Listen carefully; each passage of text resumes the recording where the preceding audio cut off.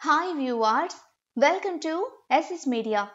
మాజీ ప్రధానమంత్రి దివంగత పివి నరసింహారావు గారికి భారతరత్న.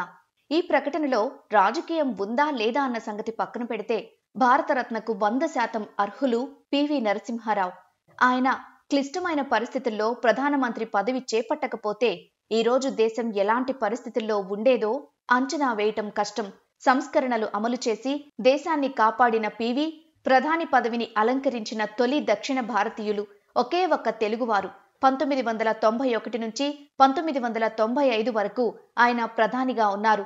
బహుభాషావేత్త, రచయిత, భారత ఆర్థిక వ్యవస్థలో విప్లవాత్మక సంస్కరణలకు బీజం వేసిన అపర చాణక్యులు, భారత ఆర్థిక వ్యవస్థను సరళీకరణ విధానాల ద్వారా పట్టాలెక్కించిన వారు. నాడు తగిన సంఖ్యాబలం లేకపోయినప్పటికీ మైనారిటీ ప్రభుత్వాన్ని పూర్తికాలం నడిపించారు. మన్మోహన్ సింగ్ సహకారంతో తీసుకొచ్చిన ఆర్థిక సంస్కరణలు దేశం ముందుకు సాగేందుకు ఉపయోగపడ్డాయి.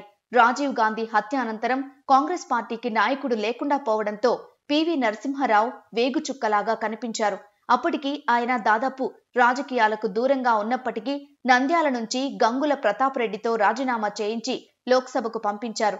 తెలుగువాడు కావడంతో ఎన్టీఆర్ నాడు టీడీపీ తరపున పోటీ పెట్టలేదు. దాంతో ఆయన ప్రధాని అయ్యారు. 1990 చివరి నాటికి భారత ఆర్థిక పరిస్థితులు దారుణంగా ఉన్నాయి. ద్రవ్యోల్బణం ఆకాశాన్నంటింది. చమురు ఖరీదుగా మారింది.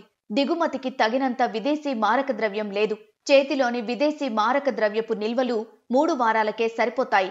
1991 జనవరి నాటికి ప్రభుత్వం దివాళా తీసే పరిస్థితి. రూపాయి విలువ పడిపోయింది. ప్రధానిగా బాధ్యతలు చేపట్టిన తరువాత పివికి ఆర్థిక పరిస్థితి అర్థమైంది. వెంటనే 67 టన్నుల బంగారాన్ని విమానంలో ఇంగ్లాండ్కు పంపి IMF వద్ద కుదువ పెట్టి $2.2 బిలియన్ రుణం తెచ్చి దేశాన్ని నడపడం ప్రారంభించారు. మన్మోహన్ సింగ్ ను ఆర్థికంగా నియమించుకుని సంస్కరణల లోపాలు లేకుండా అమలు చేసేందుకు ప్రయత్నించారు. దేశాన్ని ఆర్థిక కష్టాల నుంచి గట్టెక్కించేందుకు స్వేచ్ఛగా నిర్ణయాలు తీసుకోవడానికి అధికారులకు అవకాశం కల్పించారు. చెల్లింపుల సంక్షోభం నుంచి గట్టెక్కించేందుకు రూపాయి విలువ తగ్గించారు. 1991లో నూతన పారిశ్రామిక విధానం తెచ్చారు. పివి సంస్కరణలతో ద్రవ్యోల్బణం అదుపులోకొచ్చింది. ప్రైవేటు పెట్టుబడులు, విదేశీ పెట్టుబడులు పెరిగింది. ఆ పునాదుల కారణంగా ఈ 3 దశాబ్దాల్లో విదేశీ మారకపు నిల్వలు $500 బిలియన్ చేరుకున్నాయి. పివి అమలు చేసిన సంస్కరణలే నేడు దేశానికి వెన్నెముకగా నిలిచాయి. అందుకే ఆయన భారతరత్నకి అన్ని విధాలా అర్హులే.